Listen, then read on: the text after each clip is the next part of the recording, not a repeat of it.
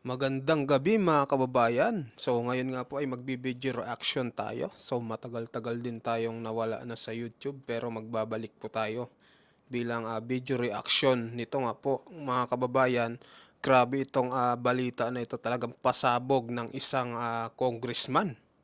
Talagang nag-aanuhan na sila mga kababayan, naglalaglagan na itong mga congressman. So grabe. Totoo pala yung sinabi ni Mayor Magalong ng Baguio City, no? Na patungkol nga dito sa 777. At ito nga po si Congressman Toby Chanco mga kababayan ay talagang hinamon pa ang kongresista, no?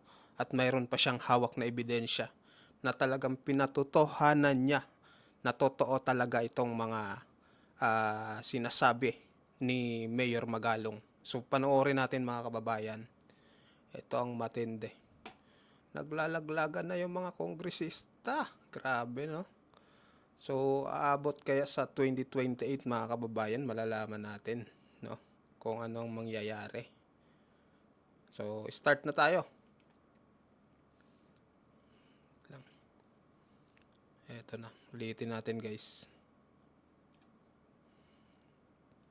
Mukhang hindi na rin nakapagpigil pala itong si Kong Toby Chanco at isiniwalat niya yung 777. Oo. Guys, 7, kung tawagin ito 777 SIM, no?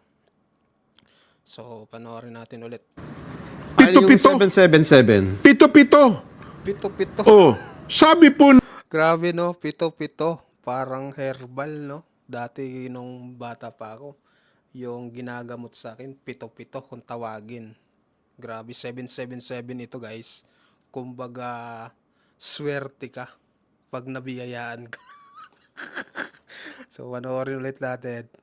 ni Kong Toby Chanco, tumanggap daw po ng mahigit 20 milyong pisong halaga ng ayuda ang sumasama daw po kay Speaker Martin Romualdez sa pag-ikot sa iba't ibang bahagi ng bansa. Noon po nakaraang taon, ang hamon niya sa mga miyembro ng mambabatas sa 19th Congress, pabulaanan ng kanyang revelasyon sa pamamagitan daw po ng pagpapakita ng mensahe. Natanggap na mga ito ukol sa nasabing pondo. Yan nga guys, mayroon nga pong ebidensya, no, na kapag sumama ka nga daw sa Bagong Pilipinas Serbisyo Fair, mga kababayan, yun nga daw po may makukuha ka daw mensahe, no, na sa cellphone nga daw po. Yun nga po sinabi ni Congressman Toby Chanco. Meron daw mga text message. Text message. May boses ba yan? Pakinggan nga natin si Kong Toby. Sige. Kong Toby, ano masasabi mo?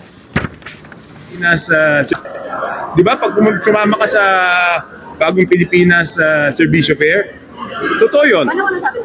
Alam ko nabigyan ako nung pumunta ako Nabigyan pala si Congressman Toby Chanco. Alam niya, mga kababayan, alam niya, no? Nabigyan nga daw siya. So, O ngayon, kung sinong congressman ang makikipagtalo na hindi totoo, pakitaan tayo ng cellphone. Sabi ni Kong Joey dati, hindi. ay pakitaan daw. Eto na, guys. Eto na yung laglagan. Talagang magpapakitaan ng mensahe na kung sino ba talaga, guys, yung nagsasabi ng totoo. Ito, napakatapang. Talagang sinabi niya, no, na may mensahe nga sa cellphone. So, tuloy ulit pa natin. O sige, sabi mo, punta siya dito, pakitaan kami ng cellphone. May message yan na matatanggap mo Ayun. Oho. Nako. Mabigat itong hamon ni Kong Toby. So, ito panoorin pa natin, guys. All right, team, we're transitioning to FLAC, but tasks are still going to be on Bullfrog. Did nobody see my poppycock post? Ang nangyayari, tignan mo madami tayong dapat baguhin Number one na dapat baguhin. Ang lahat ng bills na pina-file natin, okay, di ba bago i-approve for second reading, di ba committee amendments, then individual. Mukhang hindi na rin nakapagpigil pala itong si Kong Toby Chanco at isiniwalat niya yung 777. Oo. Pito-pito. 777. Pito-pito. Oh, Sabi po ni Kong Toby Chanco, tumanggap daw po ng mahigit 20 milyong pisong halaga ng ayuda ang sumasama daw po kay Speaker Martin Romualdez sa pag-ikot sa iba't ibang bahagi ng bansa. Noon po nakaraang taon, ang hamon niya sa mga miyembro ng mambabatas sa 19th Congress, pabulaanan ng kanyang revelasyon sa pamamagitan daw po ng pagpapakita ng mensahe. Natanggap na mga ito ukol sa nasabing pondo.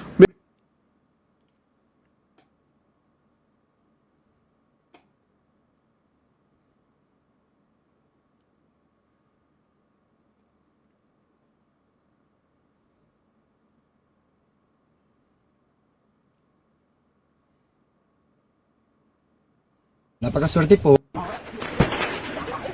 Sir, si Senator Soto,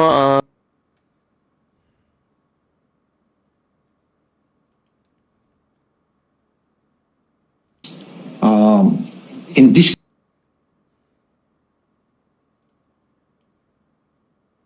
So guys, ito naman yung sinabi ni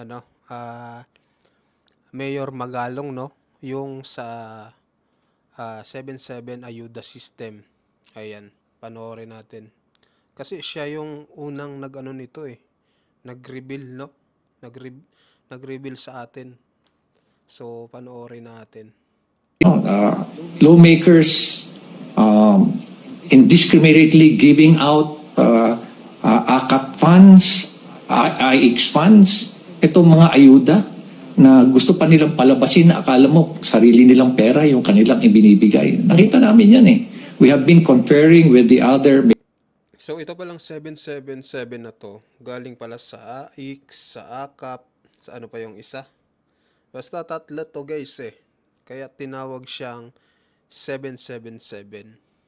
Kaya paldo talaga mga kababayan. Paldo talaga ang sumama. So, ito tuloy. Mayors, also mayors for good governance at yung aking mga fellow mayors sa ating League of Cities. At ganoon din ang aming mga similar observations na talagang halos unlimited ang pondo nila kung mamigay sila.